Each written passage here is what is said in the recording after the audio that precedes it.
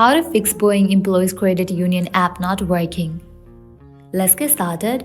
Solution 1. Update the app. For that, open your App Store. Type in BECU and search for it. With that app will appear. If you find the option of update, just click on it and update your app to its latest version. And then you can check whether your problem has been solved or not.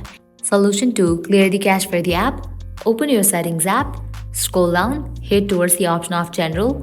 Open the option iPhone Storage. Scroll down. In this page, you're gonna find all the apps that are installed in your device.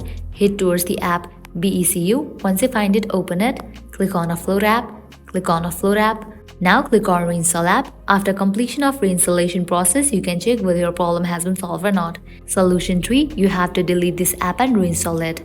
For that, long press on the app. Click on the option of Remove app. Click on Delete app. Click on Delete. After you delete this app, open your App Store. Now search for the app BECU. After app appears, install it.